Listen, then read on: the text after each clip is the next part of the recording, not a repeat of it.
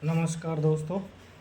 हरियाणा सरकार ने अभी एक कानून बनाया है किसानों के लिए कि जो भी किसान अपना अनाज मंडी में बेचने के लिए आएगा उसके फिंगरप्रिंट ज़रूरी हैं, उसका थंबनेल ज़रूरी है और उसकी आई रेटिना स्कैन की जाएंगी। उसके साथ में किस मशीन से निकलवाया उसको गवाह के तौर पर लेके आना पड़ेगा और 3 गवाह अलग से और लेके आने पड़ेंगे। ये कानून हरियाणा सरकार ने पास कर दिया है और उसकी पालना हरियाणा मंडी में जो अधिकारी बैठते हैं वो कर रहे हैं। उन्होंने शुरू कर दिया है आई रेटिना लेना, थंबनेल लेना, फिंगरप्रिंट लेना और जिस मशीन से किसान का अनाज निकला है वो, और उसके अलावा 2 या 3 गवाह और भी चाहिए उनको।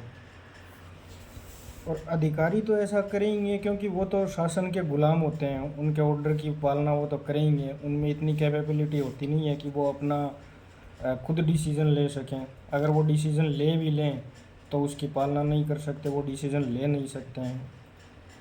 उस उनको किसानों से और किसी भी जन भावना से कोई लेना देना नहीं होता है। उनकी आत्मा मरी हुई होती है बिल्कुल। तो वो सरकार के गुलाम हैं, जैसा सरकार बोल रही है निकम्मी सरकार वैसा ही वो करेंगे। ये करके अब किसानों के साथ ज़बरदस्ती हो रही है। और जैसे ये बिल पारित हुआ है या ये जैसे कानून इन्होंने पास किया है तो किसान नेताओं ने और किसानों ने मिलके एक आंदोलन छेड़ दिया है।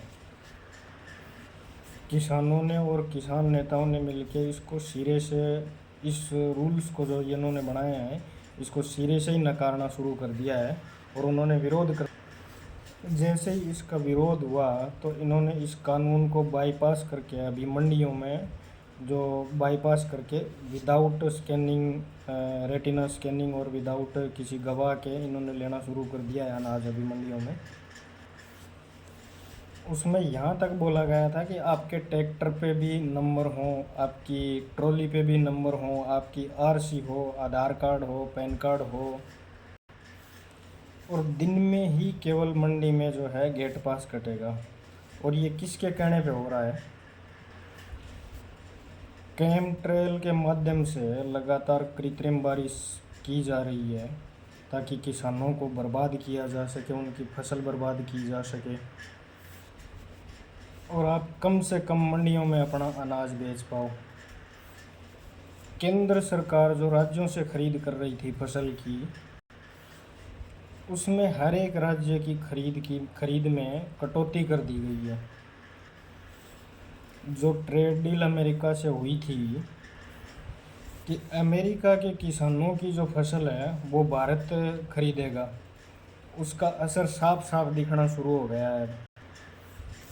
ये किसानों को मारने के लिए, बर्बाद करने के लिए, और बिल गेट्स की जीएमओ फसल जो है, जीएमओ बीज तैयार हो रहे हैं उसकी लैब में, उसको आप पे थोपने के लिए या खरीदने के लिए, खरीद जो डायरेक्ट भारत से हो रही थी या मंडियों से हो रही थी अब वो डायरेक्ट अमेरिका से होगी। उसके लिए ये कानून बनाए जा रहे हैं इनके कि डायरेक्ट ट्रेड डील जो है, फसल जो है अमेरिका से ख़रीदी जाए। उसके लिए इन्होंने ये कानून पारित किया है, कानून बनाया है।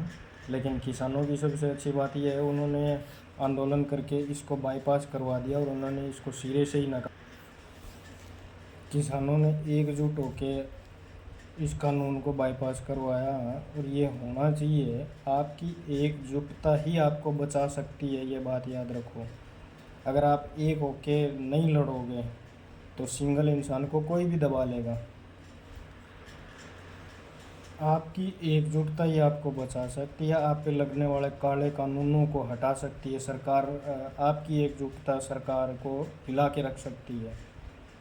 आप पे लगने वाले जो काले कानून हैं वो आपकी एकजुटता ही सरकार को बोल के दबा सकती है, ऐसे नहीं हो पाएगा। जय हिंद, जय भारत। वीडियो को लाइक कीजिए, शेयर कीजिए, सब्सक्राइब कीजिए।